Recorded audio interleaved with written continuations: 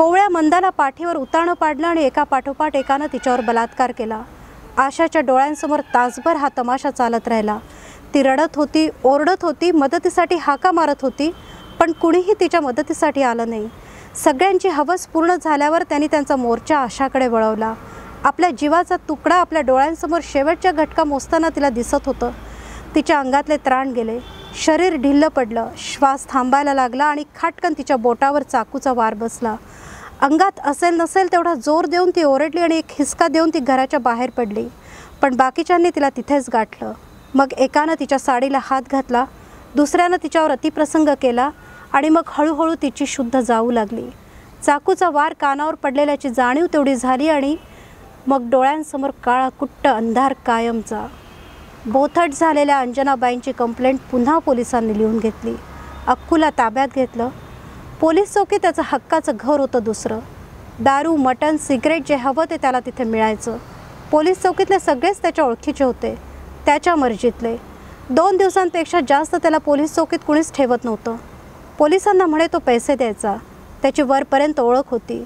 कुणाजवळ बोलायचं, काय सांगायचं, ह्यांनी तर कानून अपनी जेब में हे खरंच करून दाखवलंय। नेहमीप्रमाणे 2-4 दिवसातच अक्कू बेलवर सुटला। झाल्या प्रकरणापासून तर त्याची भीती अजून वाढली। संपूर्ण वस्ती त्याला घाबरायला लागली। मुली आपल्या घरातच बसून राहायच्या, नाहीतर गुमानं त्याच्यासोबत जाऊ लागल्या। कित्येकांनी घरं सोडली। अक्कू अजूनच ताकदवर झाला। नुसता चाकू काढून दाखवायचा अवकाश लोक त्याला हवेत देऊ लागले। स्वप्नालीचे पेपर संपले आणि अनुजाने सुटकेचा श्वास सोडला। अनुजाच्या तैनातीत 2 वर्ष भरकन उडून गेली। रिझल्टचे दिवस पण जवळ येऊन ठेपले होते। त्या दरम्यान गावी जाऊन मौज पण करून झाली होती। आजी आजोबांची लाडकी स्वप्नाली, शिवाय काकूची देखील सारखी गळ्यात पडून लाड करून घेणं आणि सविता देखील मुलीसारखे लाड करत होती। जवळ घेत म्हणायची, पोरगी पाहिजेच हो घरात, घर कसं दणाणून जातं, तुझ्या पायानं लक्ष्मी आली घरात, आनंदानं घर नुसतं ओसंडून वाहतंय। स्वप्नाली लागलीच गळ्यात पडायला विसरायची नाही। स्वप्नालीचा रिझल्ट लागला आणि अनुजा सुखावली। 12वीचे चांगले मार्क्स तर होतेच, पण एंट्रन्सच्या एक्झाममध्ये देखील स्वप्नालीने चांगला स्कोअर केला होता। चला आता स्वप्नालीला नागपूरचं चांगलं कॉलेज मिळेल तर, अनुजाला आशिष म्हणाला। डोळ्यांच्या ओल्या कडा अनुजाच्या नजरेतून सुटल्या नाहीत। तिला कृतकृत्य झाल्यासारखं वाटलं आणि खरंच स्वप्नालीला नागपूरलाच ॲडमिशन मिळाली। उषा अभ्यासाची तयारी करत होती। आज फायनलचा शेवटचा पेपर, मग ॲडव्होकेट होणार आपण। एवढ्या कष्टातून आईबाबांनी शिकवलंय। आई 4 घरची कामं करून मरमर झिजते, तर बाबा सायकल रिक्षा चालवून कसे करून कॉलेजची फी भरतात तेच जाणे। पण आता त्यांचे सुखाचे दिवस आपण पूर्ण करायचे। त्यांची स्वप्न त्यांना आता कष्टच करू द्यायचे नाही। मनामध्ये हेच घोळत असायचं उषाच्या नेहमी। पेपर संपला आणि उषा मनीषला भेटायला आली। तो त्याच्या ऑफिसमध्येच नोकरी लावून देणार होता तिला। काही वर्ष तर करावीच लागणार होती नोकरी, मग स्वतःची प्रॅक्टिस। पिंट्या, आई बाबा, चिंकू या सगळ्यांना या घाणेरड्या वस्तीतून काढून चांगल्या घरात, चांगल्या एरियामध्ये घर घ्यायचं। तिने मनीषला पण आपली स्वप्न सांगितली होती। मनीषचं प्रेम म्हणूनच उषानं स्वीकारलं होतं। तो तिच्या प्रत्येक स्वप्नाला पूर्ण करण्यासाठी मदत करणार होता। त्याचं प्रेम तिचा खूप मोठा आधार होता। मनीषाच्याच ऑफिसमध्ये तिला नोकरी मिळाली, चांगल्या पगाराची, आणि शिवाय जास्त काम केलं तर जास्त पैसे। उषा मनापासून काम करू लागली। स्वप्नाचे पूर्ण करायचे होते तिला। स्वप्नाली ग्रॅज्युएट झाली आणि कॅम्पसमध्ये तिचं लागले सिलेक्शन पण झालं। हुशार ती माझी पोरगं अनुजाला सारखं गलबलून येत होतं। ही आता दुरावणार माझ्यापासून। स्वप्नालीच्या अवतीभोवतीच फिरत होते मी आत्तापर्यंत। हिचं कॉलेज, हिची परीक्षा, तिचा आजारपण, छोट्या छोट्या गोष्टी, सततची तिची बडबड, नको म्हटलं तरी व्यापून टाकायची स्वप्नाली। आणि आता ही एवढी मोठी झाली, जॉब करणार आता। 2-3 वर्षात लग्नाची पण वेळ येणार हिच्या। अनुजाच्या मनात सर्र झालं, दुसऱ्याला द्यायची हिला। अनुजाच्या डोळ्यातून गळागळ पाणी वाहू लागलं। तिने स्वप्नालीला घट्ट मिठीतच घेतलं आणि कितीतरी वेळ त्या दोघी तशाच बसून राहिल्या। दिवे लागणी झाली आणि आजीचा आवाज आला। आजीने गरमागरम शिरा अनुजासमोर केला आणि म्हणाली, अगं वेडाबाई, पोरीनं इतकं नाव काढलंय बघ, पुढेही नाव चमकत राहील तुझं। आनंदी राहावं गं दिवे लागणीला, पूज बघू ते डोळे। काय वैताग आहे ग आई हा। घरी आल्या आल्या उषानी बॅग फेकली आणि पाय आपटतच पलंगावर आदळली। चिडून चिडून नुसती बडबडत होती, काय झालं गो बया, आईने विचारलं तर तशीच तिच्यावर ओरडत म्हणाली, तुला कित्येकदा म्हटलं या वस्तीतून जाऊ आपण, पण तुझा हट्ट. पिंट्याचं 10वी झालं की जाऊ. बस आता, त्याची परीक्षा संपली की मी एकही दिवस इथे थांबणार नाही आणि तुम्हालाही थांबू देणार नाही. अगं हो, पण काय झालं ते तर सांग. काय ग, तेच आपलं नेहमीचं. तो गुंड पानपट्टीवर उभा राहतो, त्याच्यासोबत त्याचे ते चमचे तेही असतातच. घाणेरडं घाणेरडं काय बे बोलतात, अगदी लाज वाटते बघ. अगं तू लक्ष देऊ नकोस ग, किती नाही म्हटलं तरी किळस येते ग आई मला. स्वप्नालीला पुण्यातच नोकरी मिळाली म्हणून अनुजा सुखावली. तिचा काका आहेच की तिथे, काळजी घेतील ते आणि मधून जाताही येईल. स्वप्नालीची काळजी कमी झाली. चांगली नोकरी, चांगलं शहर आणि काळजी घेण्यासाठी काका. 8-10 दिवस पुण्यात राहून काकाकडेच तिची सोय करून अनुजा परतली. सासूबाई घरी एकट्याच होत्या. नवऱ्याला आता टुरिंग कमी करण्यासाठी दम द्यावा लागेल तिने विचार केला. तर घरी आल्याच नवऱ्यानं 6 महिन्यांसाठी अमेरिकेत जाणार म्हणून डिक्लेअर केलं. अनुजा हिरमुसली, मी काय करणार इथे? अगं आईबापांना ठेवून घेऊ 1 वर्षासाठी, त्यांना इथे करमत नाही ठाऊक आहे ना तुम्हाला. हो ग, राहतील तुझ्यासाठी ते, रागवू नकोस ग. मग मी ही नोकरी सोडून आपण दोघेही गावाकडे जाऊ राहण्यासाठी. ठीक, अनुजाला जवळ घेत आशिष म्हणाला. घराजवळचा आरडाओरडा आणि मोठ्यानं शिवीगाळ करत बोलणं नेहमीचंच झालंय आता. उषानी बाहेर डोकावलं तर पुन्हा तेच दृश्य. तो मवाली आणि त्याचे 3-4 साथीदार खुलेआम दारूच्या बाटल्या ढोसत होते. उषाला खरं तर उशीरच होत होता, पण जाऊ की नको विचार करत असतानाच दरवाजाची कडी जोरानं वाजली. सकाळपासूनचा डावा डोळा फडफडत होता, तो चोळतच ती दरवाजाकडे गेली. कोण आलं असेल आता? दरवाजाच्या फटीतून तिनं कानोसा घेतला तर ते पानपट्टीवरची सगळीच फलटण तिच्या दारासमोर तिला दिसत होती.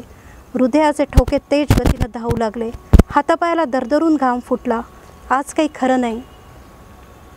दरवाजाला पाठ टेकून ती दरवाजा उघडला जाणार नाही याची काळजी घेऊ लागली. पण दोघा तिघांचा जोर आणि फलाट्याचं दार. उषा काहीच करू शकली नाही. धाडकन दरवाजा तुटला आणि ती जमिनीवर धापून पडली. स्वयंपाकघरातून आई ओरडलेली तिला ऐकायला आलं आणि ती धावतच स्वयंपाकघराकडे वळली. काय करायला तुझ्यासोबत फिरते का? आमच्यासोबत संग करणं काय कमी आहे आमच्यात? असं म्हणून अक्कूनी धाव घेतली उषाकडे. क्षणभरात उषाला काय उमजलं कुणास ठाऊक. तिने सिलेंडरची नळी खेचली आणि सिलेंडर धाडकन आदळताना खबरदार पुढे आला असता. पेटवून देईन सिलेंडर. गॅसचा वास सगळ्या घरभर पसरला. असह्य होऊन अक्कू आणि त्याचे साथीदार निघून गेले. उषाला हायसं वाटलं. सिलेंडरचा नॉब बंद केला आणि दारं खिडक्या पटापट उघड्या करून ती धाय मुकलून रडू लागली. अर्धा तास ती रडत राहिली. मग चुकली. आजची वेळ पडेल, पण हे नेहमी टाळता येण्यासारखं नाही. याचा बंदोबस्त झालाच पाहिजे कायमचा त्रास संपला पाहिजे. आशिष अमेरिकेत गेला आणि सासरे आजारी पडले. सासूबाईंना धीर देऊ लागली. स्वप्नाली नाही आहे तर आता सासरे बुवा. त्यांचं औषध पाणी सगळं व्यवस्थित ती सांभाळत होती. हळूहळू तब्येतीत सुधार व्हायला लागला. अनुजाची पाठ थोपवत सासूबाई म्हणाल्या, अनुजा किती का काळजी घेतेस? आयुष्यभर मुलीसारखं केलं तू. किती नशीबवान आहोत आम्ही. अनुजाला कसंनुसं झालं हे तर करायलाच हवं आपण. यात काय वेगळं असं केलं आहे? कौतुकाच्या शब्दांनी मात्र अनुजाच्या अंगावर मूठभर मास चढलं. लागलीच स्वप्नालीला तिनं फोन केला. ऐकतेस का स्वप्नाली? आजी जाम खुश आहे माझ्यावर. तू कशीच ग बेटा? मग तासभर गप्पा. फोन गरम व्हायला लागला की भानावर येऊन मग दोघीही फोन ठेवायच्या. दिवसभराच्या गोष्टी आणि खदखदून हसणं. त्यावेळेस मग दुसरं कुणीही नको असायचं त्यांना. हा 1 तास केवळ त्या दोघींचा एकमेकींसाठी फक्त. दुसऱ्याच दिवशी उषा सकाळी उठून बाजूच्या काकूंकडे गेली. काकू अंगण झाडत होत्या. द्या काकू, मी झाडून देते. तिने त्यांच्या हातातून झाडू घेतला आणि ती अंगण झाडू लागली.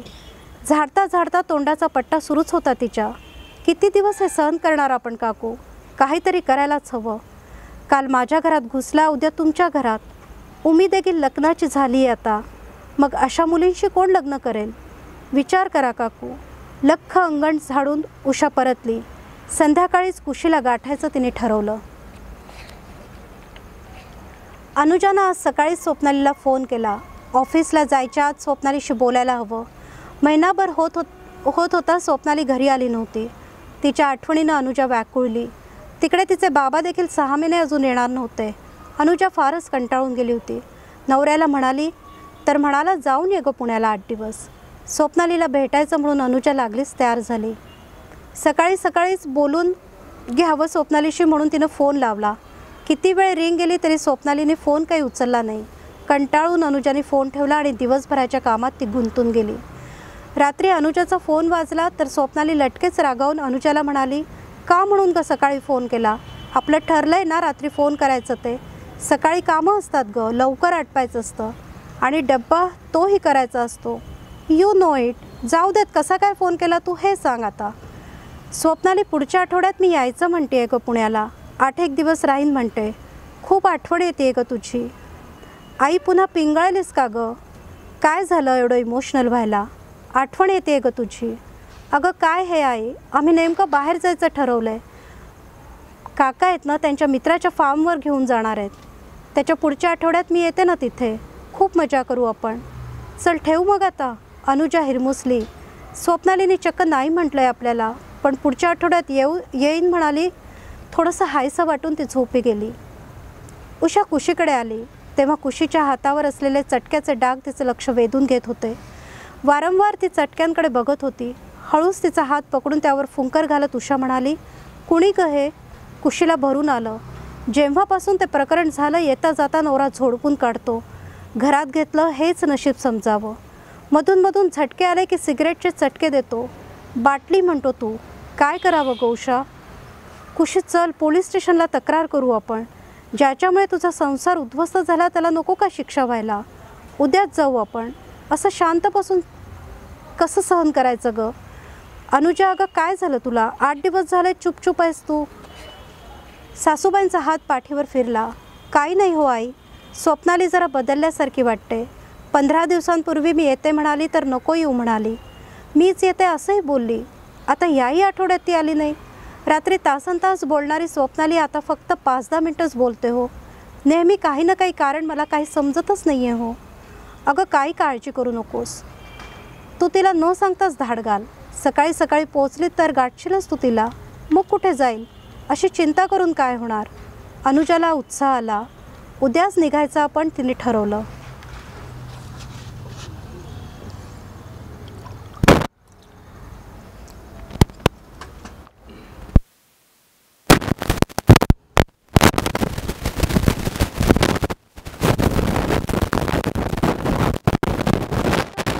थेट पोलीस चौकीत गेली. कुशीची कंप्लेंट हवालदारानं लिहून घेतली. तरीही तासभर त्यांनी बसवूनच ठेवलं. निघताना उषा म्हणाली, कराल ना कारवाई काही? उषाचा हात बसली होती. पडल्या आणि कुशीच्या जीवात जीव आला.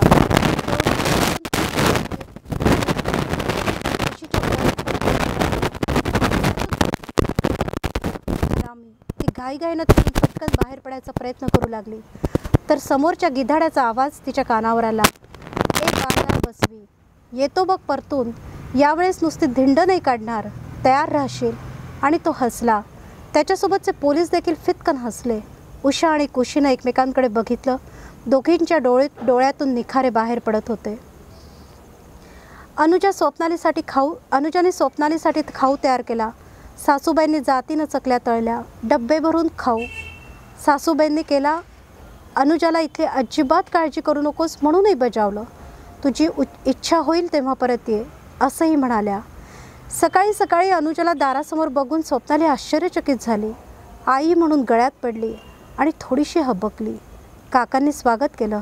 म्हणाले, वहिनी फोन करायचा ना, घ्यायला आलो असतो की. बरं झालं आलात. आता स्वप्नालीची जबाबदारी काही दिवस तुमच्या खांद्यांवर. स्वप्नाली हसली. लवकर तयार होऊन ती ऑफिसला निघूनही गेली. आनंद भाऊजी, तुम्ही केव्हा जाणार? वहिनी, मी जरा उशिराच जाईल. आज गरमागरम तुमच्या हातचं जेवण जाईल. अनुजाने भराभर स्वयंपाक आटोपला आणि आनंद गेल्यावर ती स्वप्नालीच्या खोलीत आली. अस्ताव्यस्त झालेली खोली अनुजाने आवरायला घेतली. तिच्या वस्तू जागच्या जागी ठेवल्या. पलंगावरची मळलेली चादर काढली. उशांचे कव्हर बदलले. स्वच्छ चादर पलंगावर पसरवून तिने हातात झाडणी घेतली. पलंगाखालून झाडायला घेतलं तर तिला जोराचा धक्काच बसला. फटकन जमिनीवर बसून तिने डोक्याला हात मारला. स्वप्नाली असं काही करेल तिला विश्वासच बसेना. छातीत एक जोराची कळ आली. पलंगाखालून कचऱ्यासोबत कांडम्स पण निघाले. किती वेळ अनुजा नुसती बसून होती. जेवणाचं भान राहिलं नाही की आंघोळीचं भान नव्हतं. काय कमी पडलं स्वप्नालीला? काय करून बसली ही? कुठे चुकलो आपण? हिच्यासाठी तर सगळं होतं. ह्याचा सोक्षमोक्ष लावला पाहिजे. आणि आनंद भाऊजी, त्यांना कसं कळलं नाही हे? स्वप्नालीशी बोललंच पाहिजे. ती उठली, तिने हातपाय धुतले. स्वयंपाक करून ती स्वप्नालीची वाट बघत बसली. उद्या परवा हा विषय काढायचाच तिने ठरवलं. उषानं आज चंगस बांधला. वस्तीतल्या सगळ्या बायकांना तिने जमा केलं. प्रत्येकीच्या व्यथा आणि त्या राक्षसाची उचलेगिरी. एक घर सोडून दुसऱ्या घरात कुणी ना कुणी त्याच्या अत्याचाराचा बळी. आज बोललंच पाहिजे. प्रत्येकीने ठरवलं पाहिजे. त्याचा नायनाट केलाच पाहिजे.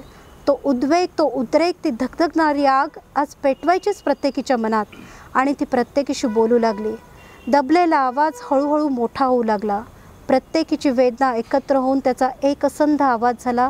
प्रत्येकीच्या डोळ्यातून आग ओकत बाहेर येत होती. उषाला हीच आग पेटवायची होती. दणकण खलबत्त्याचा बत्ता तिने डोक्यात घातला. रक्ताच्या कारंज्या उडाल्या. डोक्यातून पुन्हा पुन्हा ती तो बत्ता त्याच्या डोक्यात घालत होती. स्वप्नालीला तिने त्याच्या अंगाखालून खेचलंच. आग ओकणारे तिचे डोळे आणि रक्ताळलेला तिचा चेहरा.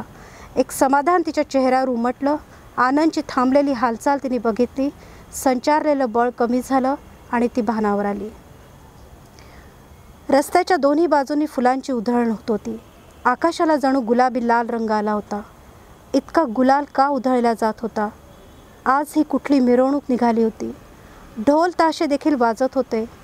आणि हे पेढे, ही मिठाई कशाची वाटली जात होती? आज आहे तरी काय? 200 बायका आणि समोरच्या काही बायकांच्या गळ्यात फुलांच्या माळा, चेहऱ्यावर गुलाल. तो मळवट होता का भरलेला? अगदी सर्वसाधारण असणाऱ्या या बायकांची मिरवणूक ती कशासाठी? त्या काही पॉलिटिकल लीडर नव्हत्या, नाही कुठल्या पिक्चरच्या हिरोईन्स. अस्ताव्यस्त केसांच्या लाटा, कित्येक दिवसात तेलाचा अंशही न लागलेल्या, अगदी साध्या 100-200ची साडी असलेला वेश, पायात चप्पल देखील नव्हत्या. कुणाच्या पायात स्लीपर्स होत्या कदाचित. पण चेहऱ्यावर आनंदाचे टपोरे गुलाब फुलले होते. फाटक्या पातळाची दुःखाची किनारच फक्त आज फाटली होती. आज सुखाचा, सुटकेचा आणि कोंडून ठेवलेल्या श्वासाचा हा उत्सव होता. हो, आज एका राक्षसाचा वध करून त्याच्या रक्तानं माखलेल्या केसांना मोकळं करून मिरवण्याचा दिवस होता. हिरवळीनं नटलेल्या कोर्टाच्या परिसरात आज एक कुंद वातावरण होतं. पोलिसांना देखील कंटाळवाणा दिवस होता. सकाळची कोर्टची एक केस होऊन पुढच्या केससाठी वाट बघत नेहमीच्या रुटीनला कंटाळलेला मॅजिस्ट्रेट बसला होता. आज अक्कू यादवची पेशी होणार होती. 2 पोलीस हवालदार आणि तो अशी वरात कोर्टाच्या दाराशी छोट्याशा पॅसेजमधून पुढे आली. आणि अचानक कुठून कशा तिथे 50-1 बायका पोहोचल्या कुणास ठाऊक. इतक्या साऱ्या बायकांचा जमाव बघून दोघेही हवालदार मागे सरकले आणि बायकांनी अक्कूला घेरलं. काय होतंय हे कळायच्या आतच अक्कूच्या डोळ्यात मिरचीची पूड फेकल्या गेली. डोळ्याच्या आगेने तडफडत असतानाच काचेच्या बाटलीचा प्रहार त्याच्या डोक्यावर झाला. कळवळून तो खाली पडला तर दगडाच्या माऱ्यानं हातापायातून रक्त यायला लागलं. कुठून तरी कुणी पुढे आलं आणि चाकूनं त्याच्या गुप्तांगावर वार केले. त्यावर मिरचीचा शिडकावा. क्षणात त्याच्या डोक्यात पुन्हा दगडांचा मारा झाला. त्याच्या तडफडणाऱ्या शरीराला बघून मिळणाऱ्या आनंदानं मनावर झालेल्या जखमांना फुंकर मिळत होती. आणि अजून पुन्हा त्याच्यावर काचांनी वार होत होते. 10 मिनिटाचा काळ फक्त. श्वास रोखून हे सगळं दृश्य मॅजिस्ट्रेट बघतच राहिला. कोर्टातले कर्मचारी देखील होते तिथे. अचंबित हे दृश्य आणि अंगात संचारलेल्या बायका. उन्मत्त झालेल्या स्त्रीत्वाची ताकद, इतकी वर्ष दाबून ठेवलेला संताप, राग, तळतळाट, सगळा असा हा बाहेर येत होता. रणचंडिका सगळ्याच. कुणा पुरुषाची ताकद होईना त्यांना अडवायला. पांढऱ्या स्वच्छ कोर्टाच्या फरशीला अक्कूच्या रक्तानं नाहू घातलं होतं ह्या बायकांनी. न्यायदेवतेच्या केसांची वेणी ह्या बायकांनी दुष्टाच्या रक्तानं माखून घातली होती. कित्येक वर्षांचा संघर्ष आणि कित्येक वर्षांची भीती आता संपली होती. जी म्हणून त्याच्या अत्याचाराला बळी पडली होती ती प्रत्येक व्यक्ती त्यात सामील होती. कित्येक वर्षांचा वनवास संपला होता. मोकळा श्वास आता घेऊ शकणार आपण याचा आनंद होता. ही मिरवणूक त्याची होती, त्या आनंदाची होती, वाईटाच्या अंताची होती. अक्का, कळलं का तुला? उद्या पुन्हा त्या भोसडीच्याला बेल मिळणार आहे म्हणे. सुमी बेचैन होती. ती अंजनाबाईला हलवून सांगत होती. अंजनाबाईंचा राग शिगेला पोचला होता. त्या थेट सुमीला घेऊन कुशीकडे गेल्या. कुशी एकटीच होती घरात. जाता जाता अंजनाबाईंनी सुमीला उशीकडे धाडलं. आता मनीषा देखील मोठी झाली होती. सुमी, मनीषा आणि उषा तिघी पण कुशीकडे आल्या. आशाचा आणि मंदाचा चेहरा कुणीच विसरल्या नव्हत्या. पुन्हा त्याला बेल मिळणार म्हणजे पुन्हा त्याचं दुष्टचक्र चालू राहणार. उद्वेग आणि दुःखानं सगळ्या हेलावल्या होत्या. या दुःखाचा शेवट होणार की नाही, हे कुठे थांबणार? पोलिसांच्या हातात खरंच काही नाही आहे का? गरिबाला कुठलाच मायबाप नाही आहे का? असं कसं नाही सुमी? अंजनाबाई म्हणाल्या, आपणच आपले मायबाप. आपण करायचा त्याचा नायनाट. आपण पकडू त्याला. सगळ्या जणी एकत्र येऊ. त्याच्या डुंगणात सळ्या घालू. नाही, चांगली तिकटाची धुरी देऊ त्याला. गड्ड्यात गेली लोक काय होईल नंतर याचा विचारच नको. आज जे भोगतोय आपण त्या नरक यातना आहेत ना, याच्या बोटी करून कुत्र्यांना खाऊ घालू हरामी साला. हा वाचलाच नाही पाहिजे आता. खूप झालं, खूप दुःख झेललं. ह्याला पण नंगा करून चापकाचे फटके देत रस्त्यावरून फिरवला पाहिजे. आता नाही घाबरायचं. सगळ्यांसमोर ह्याचा मुर्दा पाडायचा. सगळ्या वस्तीला घेऊन सोबत जाऊ. मग काय बिशाद होईल त्याची. हराम्याला आपण शिक्षा द्यायची. कोर्ट पोलीस गेले तेल लावत. त्यांच्या गांडीत तेवढा दम नाही आहे. आज आपण दाखवायची ती ताकद. होरपळलेल्या त्या मनाची ही तडफड होती. हा तळतळाट होता. विद्रोह होता. ठरलं ना मग? ठरलं तर सगळ्यांना जमवायचं. उद्या 12 वाजता.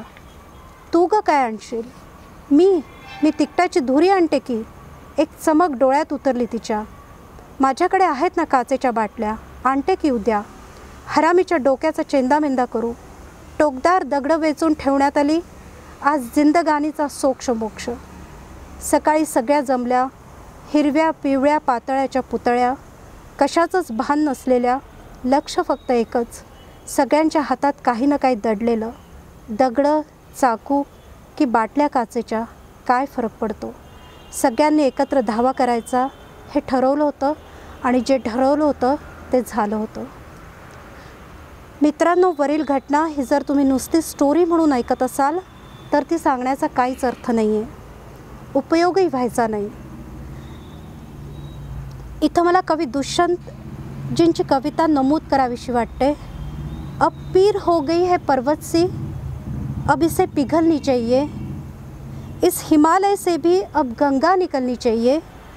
मेरे सीने में नहीं तो तेरे सीने में सही हो कहीं भी आग, ये आग जलनी चाहिए. सिर्फ हंगामा खड़ा करना ही मेरा मकसद नहीं. कोशिश ये है की सूरत बदलनी चाहिए. मित्रांनो, ज्या महिलांवर अत्याचार झाला त्यात माझी नातेवाईक कोणीही नव्हती. माझ्या जातीची, माझ्या समाजाची कोणीही नव्हती. पण त्यामधील प्रत्येक महिला ही माझ्या जाती पाती नातलग यापेक्षाही जवळच्या नात्यातली होती. ती माझ्या नागपूरची होती, माझ्या महाराष्ट्राची होती, ती माझ्या भारत देशाची होती.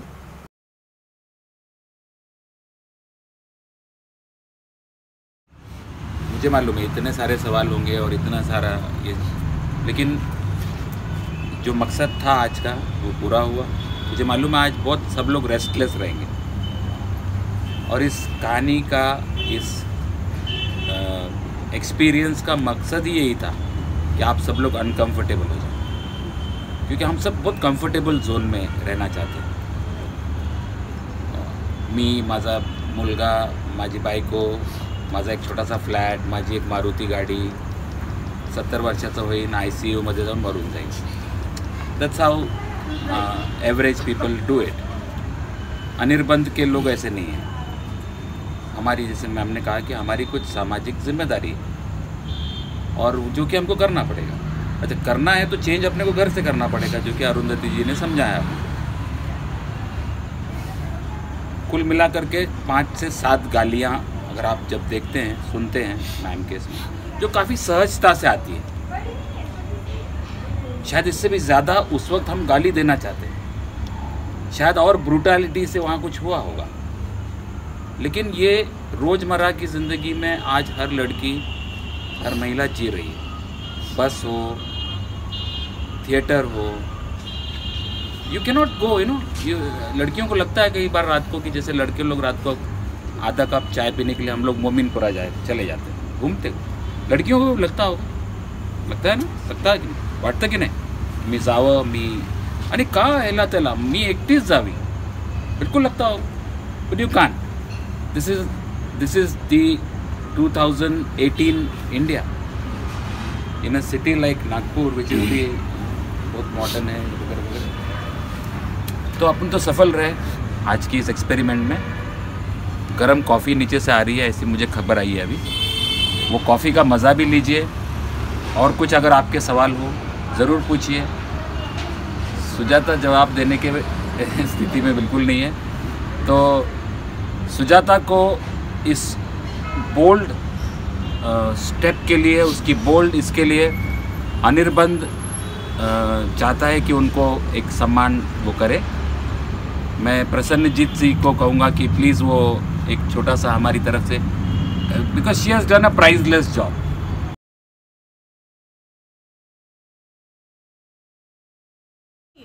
मोर ओवर लड़कियों को भी वो बाहर की सारी चीज़ें, बाहर आने जाना, उनका अपना सुरक्षा और सारी चीज़ें उनको भी आनी चाहिए जो हम लड़कों से आमतौर पर बात करते हैं.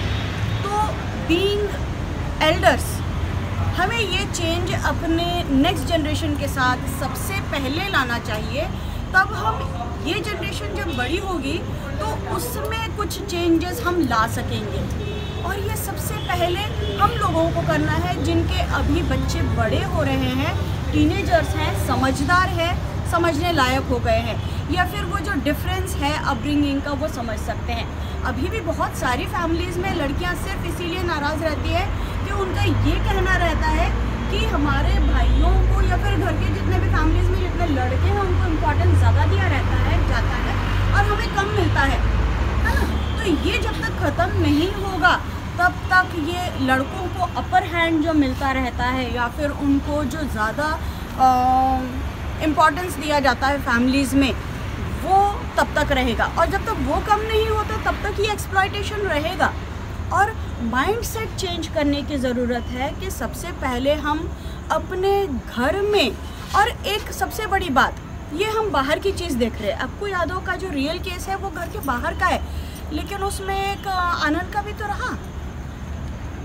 लड़कियों के ऊपर अटैक घर के अंदर से ही शुरू होते हैं. 90% लड़कियों के कहीं ना कहीं सेक्सुअल असॉल्ट के प्रॉब्लम घर से ही हुए होते हैं. जहाँ पर भी हम ज़्यादा विश्वास दिखाते हैं या हम अपने छोटे बच्चों को भी बाहर छोड़ते हैं, लड़कियों को स्पेसिफिकली आई एम सेइंग कि हम छोड़ते हैं तो वो उनको कहीं ना कहीं एक्सप्लॉयटेशन हो ही जाता है, लेकिन हम सिर्फ वो कन्वे नहीं कर पाते. बीइंग पेरेंट्स हम उनको ये नहीं बता पाते कि दे शुड ट्रस्ट अस, है ना. उसमें उसका कोई दोष नहीं है, उसमें उसकी कोई गलती नहीं है, और दिस शुड बी रिपोर्टेड. ये एक मेंटल इलनेस है जो कहीं किसी और की मतलब जैसे कोई कंप्लेंट नहीं है या फिर कोई उसके अगेंस्ट नहीं जा रहा है तो वो बढ़ने लगती है. क्योंकि आप जिस किसी की भी मतलब जो बुरी आदतें हैं उनको शह दे रहे हो, if you are not complaining, है ना. कहीं कोई उसके ऊपर रिएक्ट नहीं कर रहा है, कहीं कोई उसके ऊपर बंदिश नहीं है, तो उसकी वो हरकतें बढ़ने वाली है. हम किसी और एस्पेक्ट में भी देखें तो वैसे ही होने वाला है ना. तो विक्टिम को विक्टिमाइजेशन के अंदर ना ले जाके हम उसको चेंजेस क्या करवा सकते हैं. सबसे पहले इसमें जब लड़कियों के ऊपर किसी भी एज की हो, सबसे पहले तो पेरेंट्स को पता होना चाहिए कि इनको बहुत ज़्यादा हेल्प की ज़रूरत है और शायद ये ट्रॉमा उनकी लाइफ लॉन्ग रहेगा, तो उनको लाइफ लॉन्ग वो सपोर्ट की ज़रूरत है. दे आर विक्टिम्स, उनको मदद की ज़रूरत है, उनको साइकोलॉजिकल काउंसलिंग की ज़रूरत है, उनको आपकी हेल्प की ज़रूरत है. और उनको बदनाम किए जाने के बजाय या फिर उनको और अक्यूज़ किए जाने के बजाय उनको और ज़्यादा आप आगे लेकर आए, सो दैट वो एक एग्जाम्पल क्रिएट करें कि नहीं वो विक्टिम थी और ये विक्टिम होते रहना लाइफ लॉन्ग, उनको विक्टिमाइजेशन सहते रहने की ज़रूरत नहीं है. ठीक है ना. तो ये एक साइकोलॉजिकल एस्पेक्ट हम चेंज कर सकते हैं, और यदि हम इस जनरेशन से चेंज कर सकें तो नेक्स्ट जनरेशन को, जैसे आप लोग काफ़ी यंग लड़कियां हैं, है ना, तो आपकी जो जनरेशन, आप जब बड़े होंगे, आप जब पेरेंट्स होंगे, तो ये डेफिनेट चेंज आपकी नेक्स्ट जनरेशन में वो दिखाई देगा. But then it has to start from here, right from here. जब हम यदि ये कहते हैं कि हमारी नेक्स्ट जनरेशन में ऐसा नहीं होगा, आगे से ये जो असामाजिक तत्व हैं इनका इफ़ेक्ट हमारी लड़कियों के ऊपर नहीं होना चाहिए, और ये सभी का एक सोशल रिस्पॉन्सिबिलिटी है, उत्तरदायित्व है, जो हमें सबको बहुत ज़्यादा अच्छे से या फिर कहते हैं ऑनेस्टली दिल से निभाना चाहिए, समझना चाहिए। This is my point of view. Thank you Arundhati.